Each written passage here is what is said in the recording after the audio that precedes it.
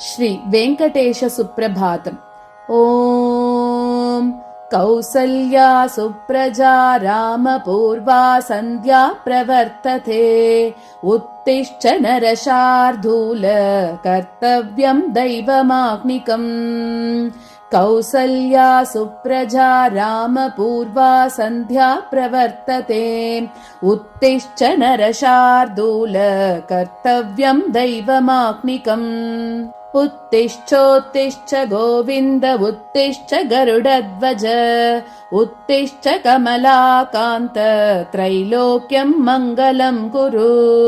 उत्तिष्ठोत्तिष्ठ गोविन्द उत्तिष्ठ गरुडध्वज।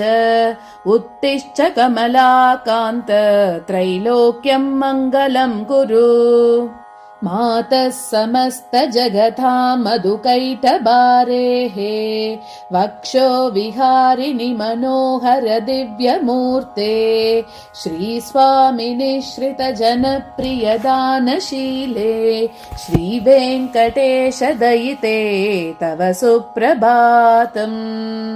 तव सुप्रभातमरविन्दलोचने भवतु प्रसन्नमुखचन्द्रमण्डले। विधिशङ्करेन्द्रवनिताभिरर्चिते वृषशैलनाददयिते दयानिधे। अत्र्यादिसप्त ऋषयः समुपास्य सन्ध्याम् आकाशसिन्धुकमलानि मनोहराणि। आदाय पादयुगमर्चयितुं प्रपन्नाः शेषाद्रिशेखर विभो तव सुप्रभातम्। पञ्चाननाब्ज भव षण्मुखवासवाद्याः त्रैविक्रमादिचरितं विबुधास्तुवन्ति। भाषापतिः पठति वासरशुद्धिमारात् शेषाद्रिशेखर विभो तव सुप्रभातम्। ईषत्प्रफुल्ल सरसीरुहनारिकेल भूगद्रमादिसुमनोहर पालिकानाम् आवादिमन्दमनिलः सह दिव्यगन्धैः शेषाद्रिशेखर विभो तव सुप्रभातम्। उन्मील्य नेत्रयुगमुत्तम पञ्चरस्ताः पात्रावशिष्ठ कदलीफलपायसानि भुक्त्वा सलीलमदकेलिशुकाः पठन्ति शेषाद्रिशेखर विभो तव सुप्रभातम्।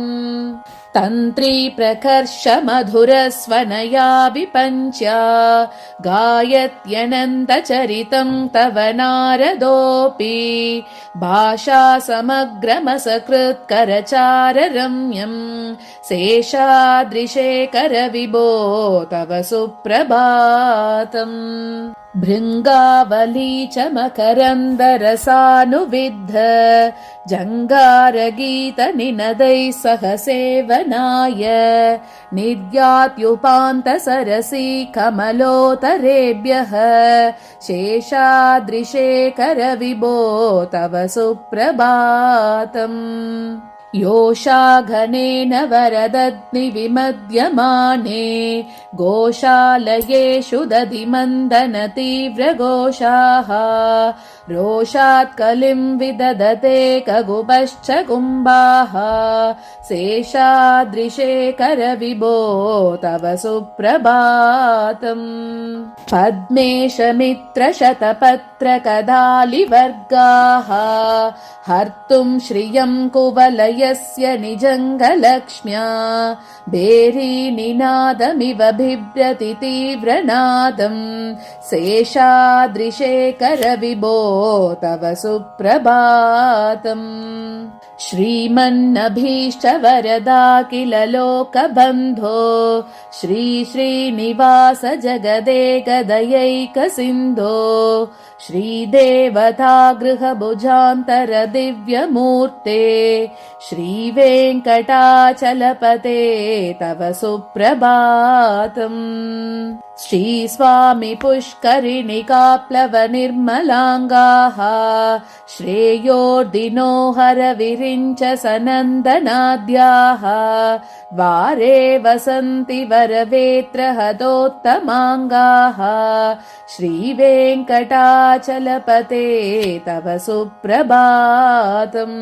श्रीशेषशैलगरुडाचलवेङ्कटाद्रिनारायणाद्रिवृषपाद्रिवृषाद्रिमुख्याम् आज्ञाम् त्वदीयवसतेरनिशं वदन्ति श्रीवेङ्कटाचलपते तव सुप्रभातम्।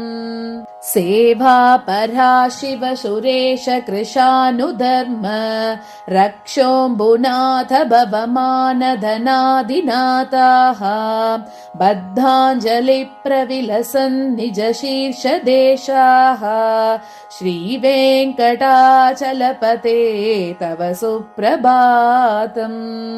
घाटीषु ते विहगराज मृगादिराज नागादिराज गजराज हयादिराजाः स्वस्वाधिकारमहिमादिकमर्दयन्ते श्रीवेङ्कटाचलपते तव सुप्रभातम्। सूर्येन्दुभौमबुधवाक्पतिकाव्यसौरी स्वर्भानुकेतुदिविशत्परिषत्प्रदानाः त्वद्दासदासचरमावदिदासदासाः श्रीवेङ्कटाचलपते तव सुप्रभातम्। त्वत्पादधूलिभरितस्फुरितोत्तमाङ्गाः स्वर्गापवर्गनिरपेक्षनिजान्तरङ्गाः कल्पाघमाकलनयाकुलतां लभन्ते श्रीवेङ्कटाचलपते तव सुप्रभातम्। त्वद्गोपुराग्रशिखराणि निरीक्षमाणाः स्वर्गापवर्गपदवीं परमां श्रयन्तः मर्त्या मनुष्यभुवने मतिमाश्रयन्ते श्रीवेङ्कटाचलपते तव सुप्रभातम्। श्रीभूमिनायकदयादिगुणामृताब्धे देवादिदेव जगदेक शरण्यमूर्ते श्रीमन्ननन्दगरुडादिभिरर्चिताङ्घ्रे श्रीवेङ्कटाचलपते तव सुप्रभातम्। श्रीपद्मनाभपुरुषोत्तम वासुदेव वैकुण्ठमाधव जनार्दन चक्रपाणे श्रीवत्सचिह्न शरणागत पारिजात श्रीवेङ्कटाचलपते तव सुप्रभातम्। कन्दर्पदर्पहर सुन्दर दिव्यमूर्ते कान्ताकुचाम्बुरुह कुड्मललोलदृश्चे कल्याण निर्मल गुणाकर दिव्यकीर्ते श्रीवेङ्कटाचलपते तव सुप्रभातम्।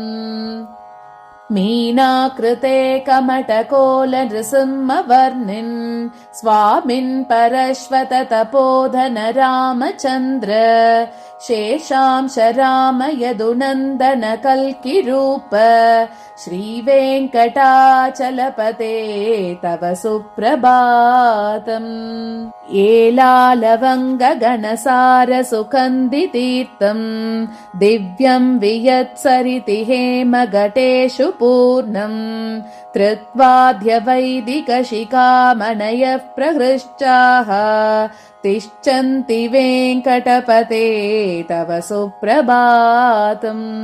भास्वानुधेति विकचानि सरोरुहानि सम्पूरयन्ति निनदैः खगुभो विहङ्काः श्रीवैष्णवा सततमर्धितमङ्गलास्ते दामाश्रयन्ति तव वेङ्कटसुप्रभातम्। ब्रह्मादयः सुरवराः समहर्षयस्ते सन्तः सनन्दनमुखास्त्वदयोगिवर्याः दामान्तिके तव हि मङ्गलवस्तु हस्ताः श्रीवेङ्कटाचलपते तव सुप्रभातम् लक्ष्मीनिवास निरवध्य गुणैकसिन्धो संसारसागर समुत्तरणैकसेतो वेदान्तवेद्य निज वैभव भक्तभोग्य श्रीवेङ्कटाचलपते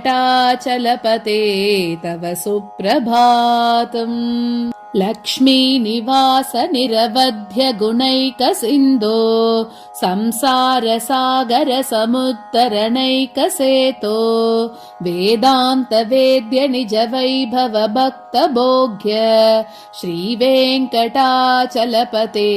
तव सुप्रभातम् इत्थं वृषाचलपतेरिह सुप्रभातम् ये मानवाः प्रतिदिनं पठितुं प्रवृत्ताः तेषां प्रभातसमये स्मृतिरङ्गबाजां प्रज्ञां परार्थसुलभां परमां प्रसूते इत्थं वृषाचलपतेरिह सुप्रभातम् ये मानवाः प्रतिदिनं पठितुं प्रवृत्ताः तेषां प्रभातसमये स्मृतिरङ्गबाजां प्रज्ञां परार्थसुलभां परमां प्रसूते।